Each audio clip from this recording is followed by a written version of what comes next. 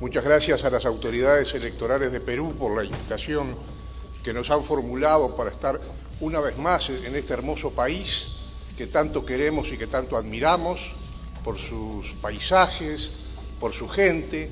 por sus expresiones culturales y en particular la gran expresión cultural de la gastronomía peruana.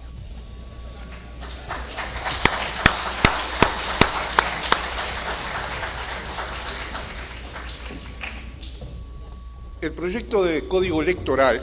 promovido por las instituciones públicas peruanas, competentes de acuerdo a lo establecido en la Constitución Política de Perú, esto es, el Jurado Nacional de Elecciones, la Oficina Nacional de Procesos Electorales y el Registro Nacional de Identificación y Estado Civil, incluye un capítulo, el quinto, denominado Elecciones Internas, correspondiente al título cuarto, Organizaciones Políticas, de dicho proyecto, con 9 artículos, del 85 al 92, en los que se procura incorporar importantes modificaciones al régimen vigente en la materia desde la aprobación de la Ley 28.094 del 2003, objeto a su vez de reformas parciales en 2005 y en 2009, tal como lo explicaron hoy el doctor Ticona y el doctor Castillo. La experiencia acumulada y el debate abierto han permitido evaluar con tiempo suficiente y reflexión necesaria en los ámbitos académicos, en los institucionalmente especializados como este y en los políticos propiamente dichos, el conjunto de aspectos que deberían requerir de una nueva legislación. Se trata en todo caso de alcanzar como objetivo la adecuación del ordenamiento jurídico a una compleja realidad nacional que no deja de presentar aristas peculiares en el devenir de sus organizaciones partidarias y asimismo a parámetros establecidos en una región cada vez más interconectada y con problemas que terminan siendo similares, incluyendo posibles soluciones que persigan como común denominador la consolidación de la democracia y su efectivo desarrollo. En una posible ordenación de las reformas que se promueven, podría señalarse en primer término la propuesta de determinación legal del principio de legitimidad democrática, incluida en el título preliminar del proyecto citado. Se trata de un principio fundamental que, por un lado, pone a cargo de las organizaciones políticas una doble obligación: garantizar su funcionamiento democrático y garantizar también el respeto irrestricto de los derechos de sus afiliados y demás ciudadanos con quienes se vinculen. Y por otro, consagra la participación a los fines indicados de los órganos electorales conforme a las atribuciones que en cada caso asigna el propio Código. El ejercicio de la democracia interna adquiere, de ese modo, un carácter de condición esencial para la existencia de las organizaciones políticas, condición que resulta corroborada con la exigencia que el artículo 72 impone como contenido del Estatuto del Partido. Dice el artículo 72, las autoridades del partido y los candidatos a cargo de elección popular deben ser elegidas respetando los procedimientos de la democracia interna, en su literal B. Y todos los miembros tendrán derecho a elegir y ser elegidos para los cargos del partido político, conforme lo establezca el Estatuto, no pudiéndose establecer limitaciones adicionales a las previstas en la Constitución Política y en la ley. Asimismo, y a los efectos de controlar el cumplimiento del referido principio, el proyecto asigna al Jurado Nacional de Elecciones, en su artículo 3, la función de fiscalizar el ejercicio de la democracia interna de los candidatos en el marco de los procesos electorales y resolver las controversias que se susciten, y mantener y custodiar el registro de organizaciones políticas, así como velar por el cumplimiento de las normas sobre organizaciones políticas y demás disposiciones referidas a materia electoral. El artículo 85, proyectado sobre elecciones internas, reitera con algunas modificaciones la redacción de la ley vigente y en particular queda destacada la prohibición de modificar las normas que rigen dichas elecciones internas, el Código, el Estatuto y el Reglamento Electoral de la organización política desde el momento en que es convocado el proceso electoral interno. Tal prohibición resulta concordante con la establecida para las reformas de las leyes en materia electoral, desde su promulgación y publicación hasta un año antes del acto electoral en que vayan a aplicarse y durante el desarrollo del mismo proceso electoral. Prohibición que a su vez reconoce como antecedente inmediato el proyecto de ley que agrega una cuarta disposición final, Ley Orgánica de Elecciones, a iniciativa del doctor Jorge Rodríguez Vélez, aprobada por el Jurado Nacional de Elecciones y presentada al Congreso de la República el año pasado. Esta reforma es trascendente para dar certeza y estabilidad al propio proceso electoral y al ejercicio de la democracia interna. Y resulta coherente que la prohibición de introducir modificaciones en los periodos correspondientes no se limite solo al estatuto o reglamento electoral de la organización política, sino también abarque al propio código electoral, en la medida en que, asimismo, como novedad, se establece la participación preceptiva de los organismos electorales en las instancias que indica el artículo 87 del Código proyectado. Como viene de observarse, esa es la segunda importante modificación proyectada al proceso de elecciones internas de las organizaciones políticas,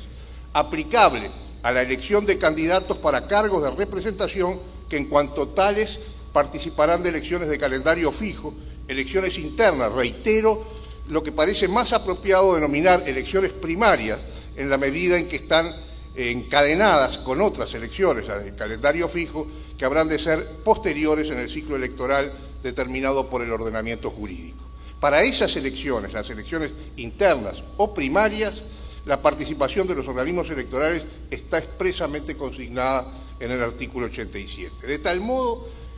que a la OMPE le corresponde la organización de dichas elecciones, en coordinación con el órgano electoral central de la organización política, al RENIEC la elaboración y depuración del padrón electoral con la información remitida por el Registro de Organizaciones Políticas y al Jurado Nacional de Elecciones la fiscalización y resolución de controversias que se susciten. En definitiva, los organismos electorales convergen en estas elecciones de candidatos en el ejercicio de las funciones para las que fueron concebidas y, como lo prevé la norma a consideración, de conformidad con la Constitución y el Código que incluye esta disposición. El cambio de régimen, a tales fines, comprende también la realización simultánea de las elecciones de candidatos en las diversas organizaciones políticas, de acuerdo con el proceso al que están referidas, simultaneidad que constituye otro aspecto central en el nuevo enfoque que el proyecto ofrece e implica una articulación más sistematizada en todas sus instancias organizativas, logísticas y jurisdiccionales que la que actualmente rige. Por supuesto que la incidencia que pasarían a cumplir los organismos electorales públicos no solo dista de la que la ley actual les otorga, en particular a la OMPE, en apoyo y asistencia técnica de carácter facultativo y en la producción de informes sobre el proceso electoral con destino al órgano electoral central partidario, en particular con la notificación de irregularidades verificadas a los efectos de que sean subsanados y al Jurado Nacional de Elecciones para el cumplimiento de sus atribuciones fiscalizadoras de origen constitucional. En un debate que sigue abierto, en posiciones divergentes sobre la libertad de que deberían gozar las organizaciones políticas en una sociedad democrática, con una suerte de autofuncionamiento sin restricciones defendida por algunos, y el poder que al mismo propósito correspondería al Estado, aún al costo de posibles recortes de tal invocada libertad, por lo que podría constituir el establecimiento de reglas para todas las etapas del proceso electoral, incluida la primaria selección de candidatos, cuando ese proceso esté destinado finalmente a la selección de autoridades en la estructura del propio Estado, en ese marco de opciones, en apariencia contrapuestas, parece razonable admitir que los organismos electorales, que son organismos independientes desde el punto de vista institucional y regulados por el principio de especialidad, desplieguen sus facultades en todas y cada una de las instancias de dicho proceso que nace justamente en la determinación interna o primaria de quienes, en representación de las organizaciones políticas, se integrarán a la contienda electoral entre tales organizaciones. En esta dirección se orienta el proyecto de Código Electoral que estamos comentando, dando soluciones diferentes según se trate de elecciones internas para elegir candidatos de representación a participar en el calendario electoral establecido por el ordenamiento jurídico y de elecciones de cargos directivos de la propia organización partidaria. En este último caso, los organismos electorales pueden brindar asistencia técnica facultativa, como explicaba hoy el doctor Castillo, siempre que operen dos condiciones: que le sea requerida por la organización política, sea partido, movimiento regional o alianza electoral, y que su asistencia se realice en el ámbito de sus atribuciones. Finalmente, en el marco de una perspectiva de conjunto de las normas propuestas sobre el tema en consideración, esto es, la democracia interna de las organizaciones políticas, resulta conveniente no perder de vista otras variantes, tanto en las opciones de confirmación como en las de cambio o ajuste, aun cuando en algunos casos puedan seguir siendo objeto de controversia especulativa, en la medida en que recién una futura evaluación de sus efectos, una vez que se pongan en práctica, permitirá medir su acierto o su error sobre bases específicas y comprobables. En lo que refiere al órgano electoral de la organización política, la disposición proyectada recoge elementos de actual vigencia, como su conformación con un mínimo de 3 miembros, su autonomía respecto de los demás órganos internos o su cometido de realizar la elección de cargos directivos o autoridades de la organización política. La nueva ley propuesta remite la elección y la organización del órgano electoral al estatuto partidario, le atribuye expresamente al interior de la respectiva organización política el encargo de cumplir y hacer cumplir el estatuto, el reglamento electoral y demás disposiciones internas, y a sus integrantes los inhabilita para ser elegidos o designados como candidatos como resultado del proceso electoral interno. Todos estos aspectos, en principio, no merecen ningún tipo de observación. Por otra parte, la oportunidad de las elecciones simultáneas de candidatos ha sido calculada y establecida en función de fechas concretas correspondientes al año anterior de las elecciones generales o al mismo año de las elecciones regionales o municipales, a diferencia de lo que dispone la norma actual en su versión de 2009, con elecciones internas que se celebran en diferentes fechas durante periodos fijados en relación al día de la elección posterior y al plazo para el registro de candidatos. En cuanto a las candidaturas sujetas a elección interna, solo se agregan las referidas a los cargos de alcaldes y regidores de los consejos municipales de centros poblados y una remisión general a cualquier otro que disponga el estatuto. La declaración jurada debida sigue siendo obligatoria para todos los postulantes a los cargos referidos en la norma, precisándose aspectos de procedimiento. A propósito de la modalidad de elección de candidatos, la iniciativa se inclina por elecciones con voto universal, libre, igual, directo y secreto de los afiliados, con los que se incorporan también al padrón, tal como lo explicaba hoy el doctor Castillo, excluyendo en consecuencia que puedan participar como electores ciudadanos no afiliados a la organización política, salvo los que se incorporen al padrón, y descartando también la posibilidad de una elección de segundo grado a través de delegados elegidos por los órganos partidarios, estas dos últimas opciones previstas junto a la primera de las tres en la legislación vigente. Si bien el régimen que se promueve apuesta a la simultaneidad de las elecciones internas, lo que lo emparenta con modelos de este tipo en la región, la opción por el padrón de afiliados, en cambio, lo particulariza y a la vez diferencia de las también elecciones internas simultáneas de candidatos en Argentina, Honduras y Uruguay, que son los tres modelos a los que vamos a hacer referencia rápidamente antes de finalizar esta sesión. La posibilidad de un margen de candidatos a órganos pluripersonales designados directamente entre ciudadanos no afiliados por el órgano colegiado del partido que disponga el estatuto es asimismo una peculiaridad del régimen peruano, tanto en la norma actual como en la que ha sido puesta a consideración del Congreso. Su carácter polémico, desde mi punto de vista, consiste en el apartamiento del principio general de elección aplicable a los demás candidatos en prueba de democracia interna, fundándose en todo caso en motivaciones de otra índole.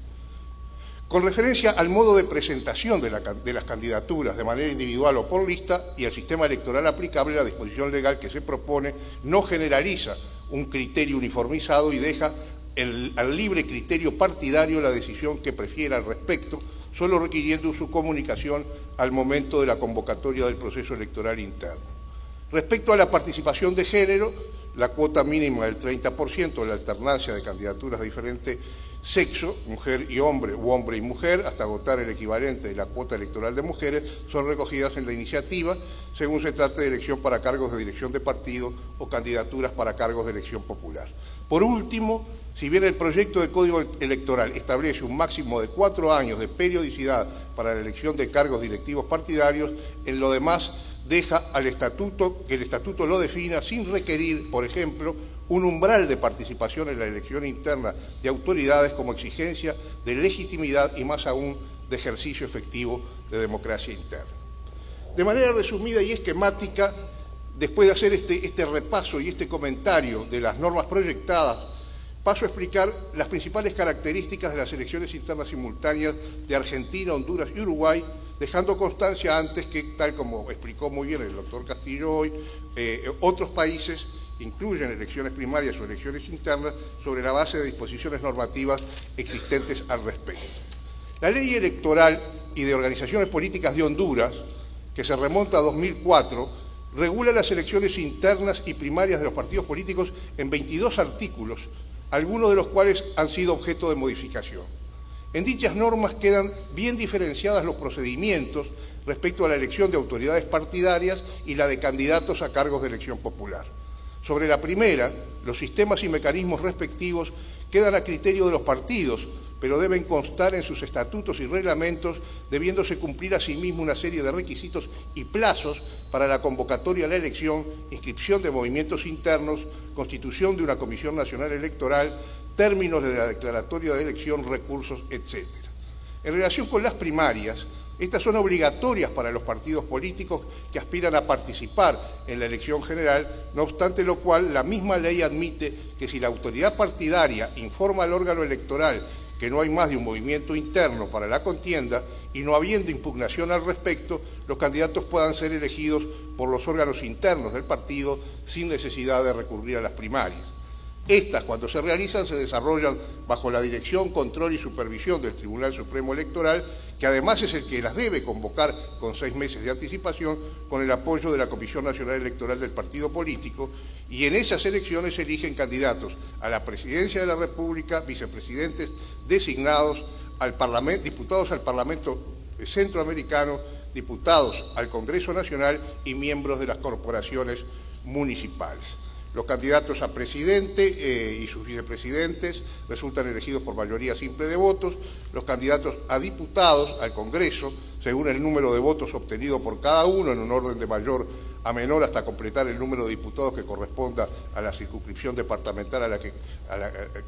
por la que fueron elegidos, mientras que para la declaración de electos de los candidatos a diputados al Parlamento Centroamericano y a cargos de corporaciones municipales, la ley prevé procedimientos específicos que toman en cuenta diversos factores.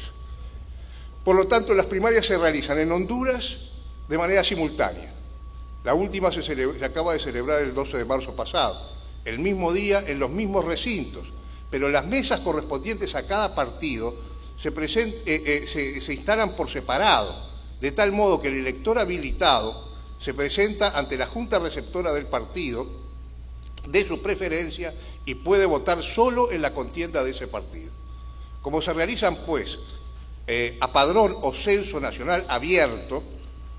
no se requiere afiliación previa al partido político para sufragar en esta instancia. En cada junta receptora se utilizan papeletas y ánforas o urnas separadas para cada nivel electivo. En la República Argentina, con la ley 26.571, sancionada en diciembre del 2009 y denominada Ley de Democratización de la Representación Política, la Transparencia y la Equidad Electoral, fueron implantadas las primarias abiertas, simultáneas y obligatorias, conocidas como PASO, previstas para el segundo domingo del mes de agosto del año en que se celebren elecciones generales, a fin de elegir candidatos a presidente y vicepresidente de la República, senadores, diputados nacionales y parlamentarios del Mercosur. El Poder Ejecutivo, en este caso es el Poder Ejecutivo, quien convoca dichas elecciones con una antelación no menor a los 90 días y la campaña electoral 30 días antes de la fecha del acto comicial. La publicidad electoral audiovisual queda habilitada 20 días antes de la fecha de dichas elecciones y tanto la campaña como la publicidad deben cesar 48 horas antes de la jornada electoral. Pueden participar en las primarias los partidos políticos, las confederaciones y las alianzas electorales. En tal sentido, hasta 60 días antes de las elecciones, los partidos pueden constituir acuerdos políticos y postular precandidatos comunes tanto para la presidencia y vicepresidencia como para diputados nacionales y senadores. En todos los casos, las precandidaturas requieren un aval de afiliados en un número establecido en la ley para cada caso.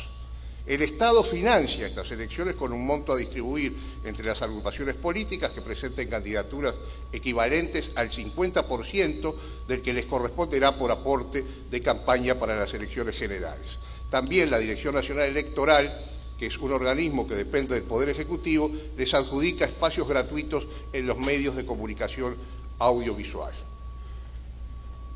Estas elecciones primarias se realizan con las mismas garantías y procedimientos que las elecciones nacionales. La Cámara Nacional Electoral, que es el otro órgano electoral argentino que forma parte del Poder Judicial, elabora dos modelos uniformes de actas de escrutinio, uno para la categoría de presidente y vicepresidente y otro para la de senadores y diputados, pudiendo disponer los juzgados federales con competencia electoral sobre esa base la confección de las actas a utilizar en sus respectivos distritos. Y ahora crucemos el Río de la Plata, que es el río Tarancho, de Buenos Aires, a la patria de Carlos Gardel, y digamos que corresponde señalar que tras la reforma constitucional plebiscitada y aprobada en 1996, fueron incorporadas al sistema electoral las elecciones internas o primarias. 2 años después, el 10 de diciembre del 98, se aprobó una ley que dispuso que la Corte Electoral de Uruguay, que es el único órgano electoral o la cabeza del sistema electoral uruguayo, conozca en todo lo relacionado con los actos y procedimientos electorales de dichas elecciones. En estas elecciones, ¿qué se elige? Se eligen candidatos a presidente y vicepresidente de la República, se eligen los organismos deliberativos nacionales y departamentales. Estos organismos deliberativos eligen a su vez el candidato a vicepresidente en una elección de segundo grado y también el candidato a presidente si éste no ha obtenido un determinado porcentaje en las elecciones directas. Y los organismos departamentales eligen los candidatos, hasta 3 candidatos a intendente. No son elegidos, en cambio, precandidatos al Congreso, porque estos se eligen en la misma elección nacional. En forma simultánea, los partidos pueden presentar diversas listas de candidatos y a través de la ley de lemas y el doble o el triple voto simultáneo, el elector estará eligiendo en el mismo momento a un partido, a un lema y a un candidato dentro de ese partido para ocupar la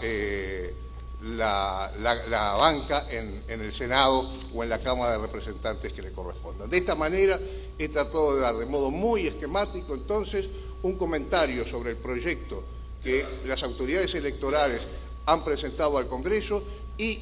3 modelos de elecciones simultáneas, Honduras, Argentina y Uruguay, que están vigentes desde hace varios años en nuestra región. Muchas gracias.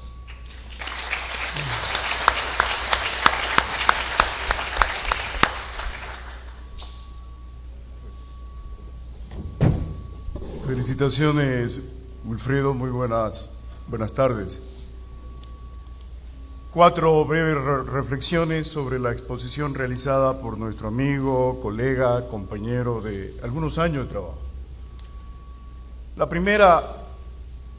y esto lo voy a citar a nuestro amigo Jorge Iribarren,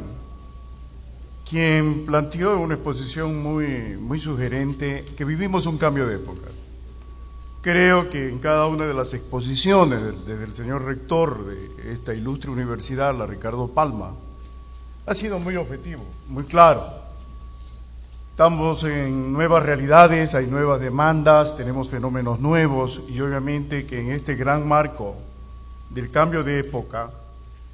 entramos a un proceso muy interesante, que es el proceso de una renovación, de una reconstrucción, de una reingeniería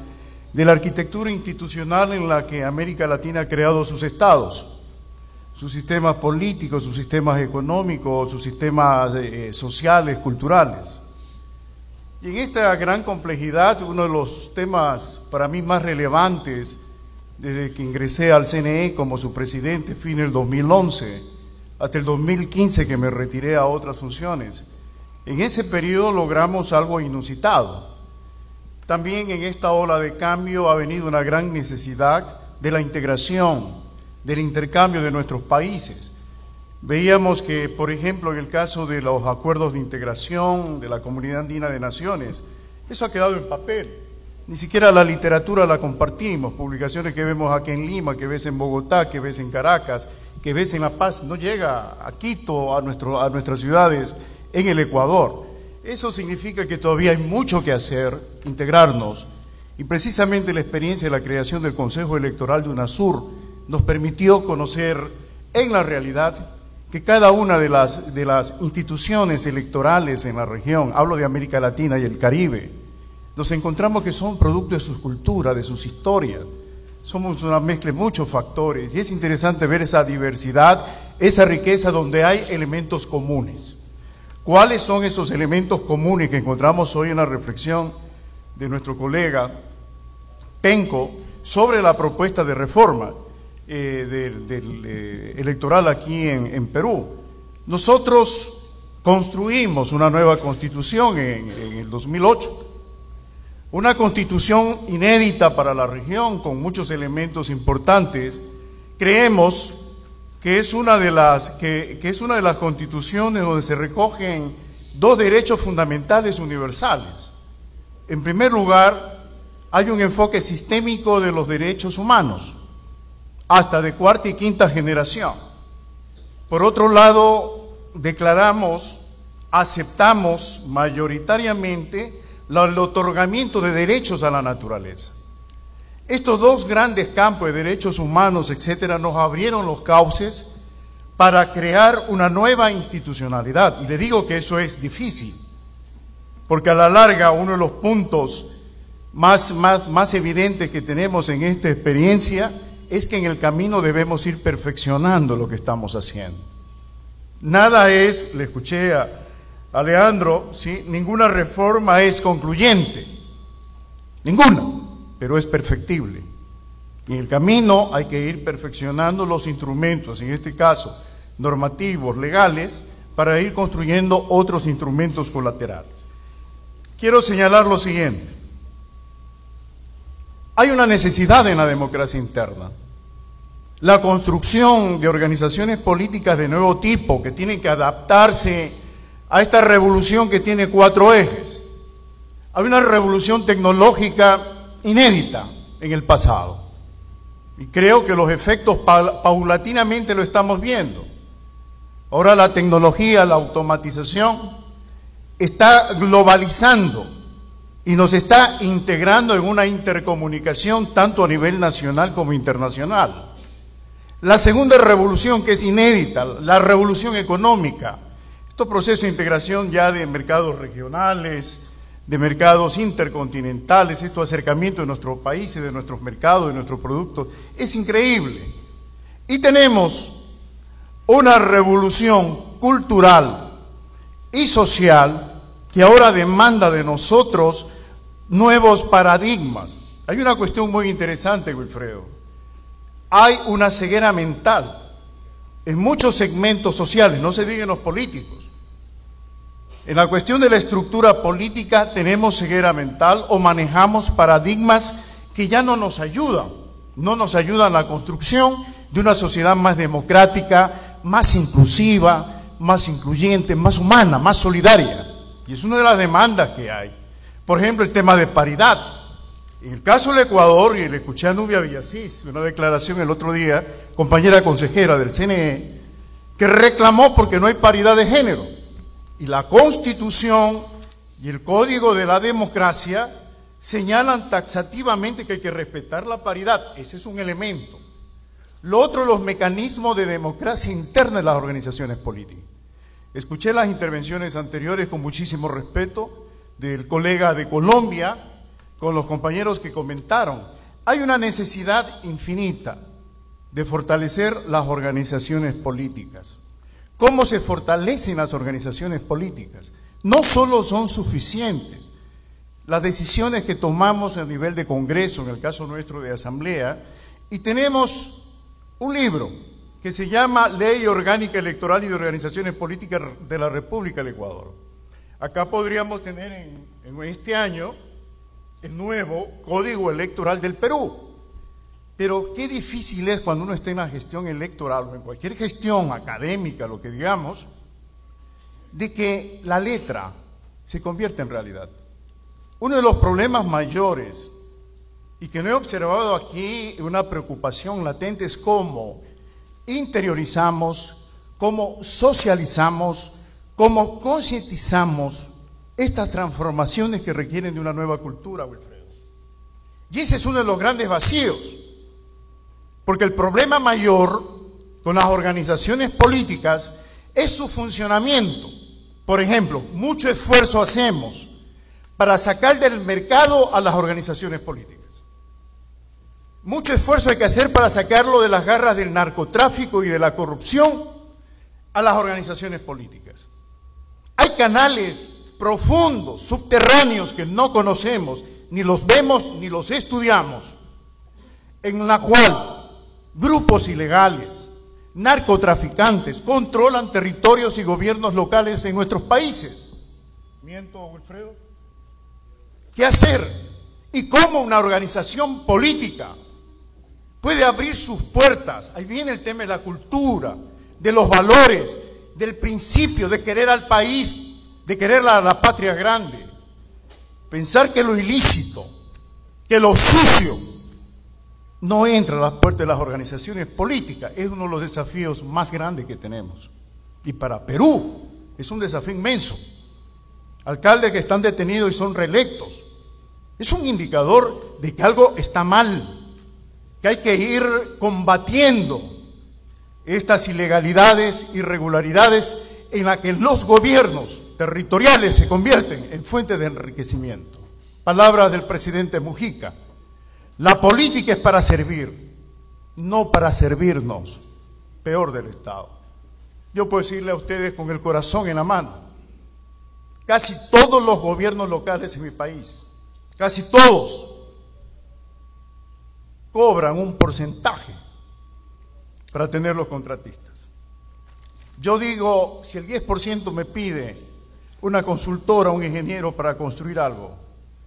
ese 10% me rebaje para firmar el contrato. Si al año tengo 100 contratos, voy a tener dinero para hacer más obras sociales. Mi reflexión básica es esto. Estamos discutiendo la norma, pero nunca se olviden que esta norma debe ser consustancial a los sujetos políticos, que tengan en su conciencia que hay una norma para la construcción de lo que hoy escuché a Leandro, creo, de estos partidos con personalidad,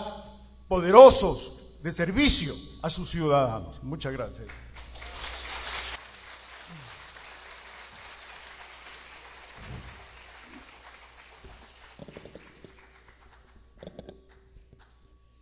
Buenos días.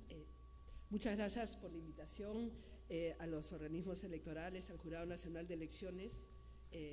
Me siento muy complacida de acompañar en la mesa al doctor Penco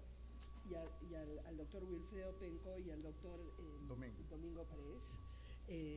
expertos en la materia, porque ustedes se preguntarán, la prensa evidentemente es actor de electoral desde la perspectiva de la cobertura de prensa. También se ha mencionado una futura, una evidente, quizás necesaria situación en que los medios de comunicación contribuyan con la transparencia de los procesos electorales que está en la mesa en ese código de reforma, sobre todo desde la OMPE. Pero sucede que el Consejo de la Prensa Peruana, que es una organización que no es estatal, sino es una agrupación de medios de comunicación peruanos, que nos agrupamos alrededor de la transparencia, de la libertad de prensa naturalmente y de la ética. Tenemos un tribunal de ética. Hemos venido participando de de una plataforma por la reforma electoral hace muchos años y en ese sentido sí ha sido muy positiva nuestra participación porque hemos podido contribuir al debate de una manera contundente, particularmente en las últimas elecciones, puesto que la cobertura electoral se restringía a las noticias electorales y no a cómo estaba afectando a nuestra democracia la no reforma. Lamentablemente, en la última experiencia que tuvimos hubo una contrarreforma y no se logró avanzar suficientemente, por lo que debates como este y la debida, digamos, anticipación con lo que esta vez los organismos electorales han puesto sobre la mesa, la necesidad de la reforma es absolutamente necesaria. Desde el punto de vista de la prensa, naturalmente, nuestro principal interés ha sido mirar muy cercanamente el financiamiento de los partidos políticos, porque nosotros seguimos esta premisa de sigue al dinero y encontrarás, digamos, el origen del mal. Pero no hemos mirado tan cercanamente la necesidad de fiscalizar como medios de comunicación la democracia interna de los partidos, que es evidente que ahí está el meollo de la necesidad de reformar por una parte y de esta distorsión que existe en la representación de los ciudadanos a través de sus candidatos electos. Para citar a mi amigo Gerardo Tábara, es una falta de respeto a los ciudadanos, por ejemplo, en Madre de Dios, que sean 4 personas que en Lima deciden quiénes van a ser sus representantes en las elecciones. Por eso es indispensable, a juicio mío, que las elecciones a través de los delegados elegidos por los órganos partidarios,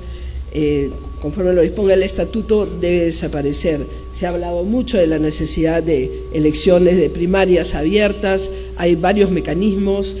sin embargo está claro de que la forma como se eligen a los representantes que luego entran a la contienda electoral es un punto clave a reformar, puesto que, lo repito, es el meollo de muchos de los problemas que enfrentamos en nuestra democracia, particularmente frente a las próximas elecciones, y fue ciertamente reconfortante escuchar a Percy Medina el otro día decir estamos a tiempo, porque de hacer las reformas, digamos, no es que tenemos tiempo de hacer las reformas, sino aún estamos a tiempo, y eso es un punto, ese es un punto clave. El Consejo de la Prensa Peruana se interesó mucho, lo repito, en la reforma electoral desde el punto de vista de la transparencia. Nosotros habíamos participado, por ejemplo, bueno, y en el libre flujo de ideas y en la necesidad, sobre todo, de que los ciudadanos estén debidamente informados. Nos habíamos interesado en el pasado en, por ejemplo, cómo los ciudadanos no tenían derecho a conocer los resultados de las encuestas de opinión, digamos, en los días previos. Hay una moratoria, como todos sabemos, que sin embargo es una moratoria en el papel, porque ahora con las nuevas tecnologías todos podemos saber hasta unos minutos antes, digamos, cómo va avanzando el proceso, de manera que esa es una reforma también pendiente. También nos habíamos interesado en cómo se multaba a los medios de comunicación en Lima, en provincias, a raíz de la publicación o no de digamos, un resumen de la base que daba origen a de la base de ciudadanos, de encuestados en las encuestas. Sin embargo, hemos ido avanzando y no solamente entendimos, o los medios entendieron, porque yo soy directora ejecutiva del Consejo de la Prensa Peruana, no soy directora de un medio, ni mucho menos de todos los medios que agrupan al Consejo de la Prensa Peruana, que era necesario escuchar, era necesario darle la voz a todos los candidatos en contienda, y eso sí fue un reto, puesto que hay miles, o sea, como tenemos, digamos, el marco electoral, son miles de candidatos que están en contienda, y es prácticamente imposible darle la voz a todos, pero sí creo que ha habido un avance en cuanto a la cobertura de noticias, a contraponer, y estoy hablando, por supuesto, en términos generales, no se puede hablar en términos puntuales cuando se trata de cobertura de prensa, porque por ello está la libertad de prensa, ¿no? Para que cada uno opine como les parece. Tenemos un tribunal de ética, no obstante, que mira muy detenidamente el proceso electoral desde el punto de vista de la ética electoral, y de hecho recibe las denuncias de los ciudadanos cuando piensa que se están violando las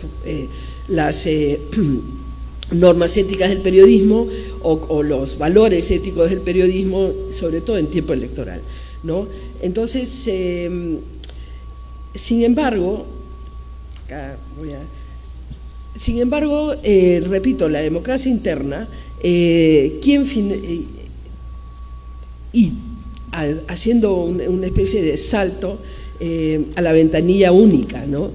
Nosotros habíamos estado mirando, creo que al revés, digamos, la fuente de la corrupción, de cómo el crimen organizado va tomando a nuestros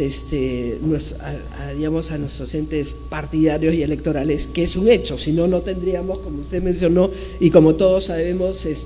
candidatos o alcaldes en prisión, reelectos, o candidatos que resultan ser parte del crimen organizado. Y eso tiene que ver, y coincido con Percy Medina, la necesidad de fortalecer la ventanilla única. Cuando apareció el concepto y la idea de la ventanilla única, nos parecía fantástico, porque sucedió, esto es una anécdota, ¿no?, en las elecciones regionales anteriores, que obtuvimos una base de datos, como, digamos, yo pude tener acceso a una base de datos en la cual se señalaba, informaba qué denuncias penales, civiles, sentencias, qué tipo de, que el Estado, digamos, y lo tendría que decir, prontuarial de muchos de los candidatos en general. Por supuesto que habían algunos que no estaban en esa lista, pero fue impresionante ver la cantidad de candidatos que tenían registros penales, civiles, por narcotráfico, por pederastía, por defalco al Estado, por todos los crímenes que uno se pueda imaginar, que sin embargo la población no tenía derecho, ¿no?, a conocerlo,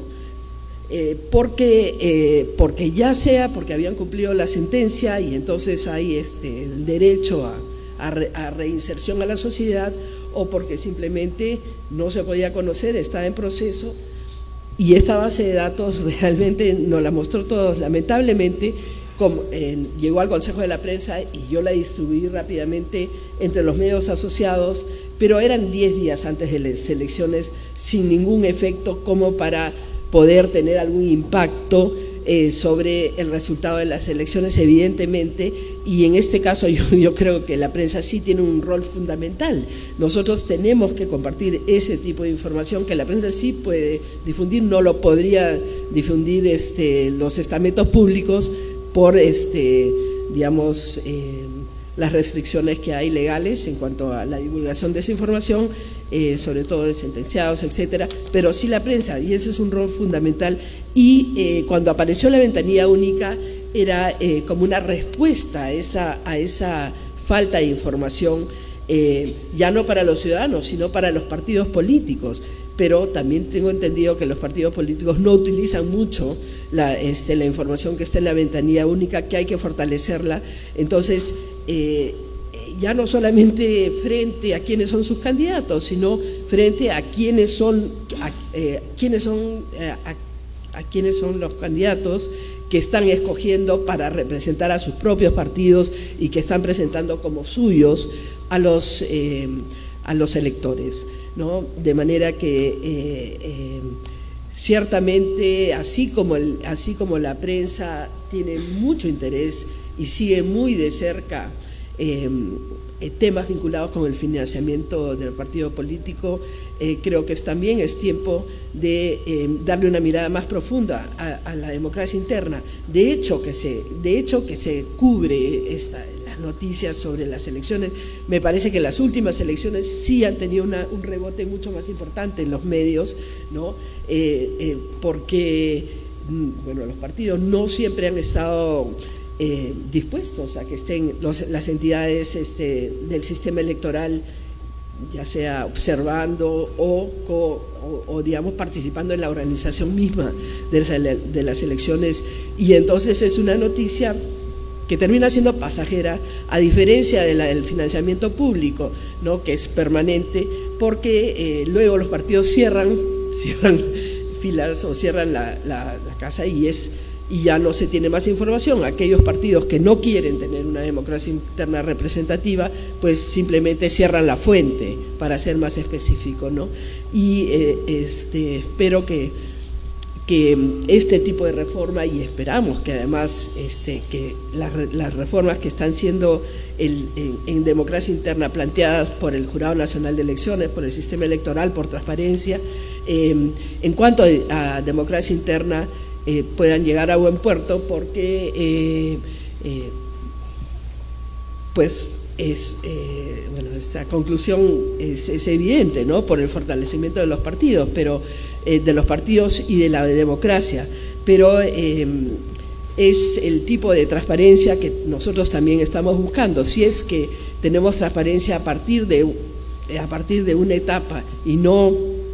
donde nace, donde se gesta a quiénes van a ser nuestros representantes, pues no vamos a poder avanzar mucho. Gracias.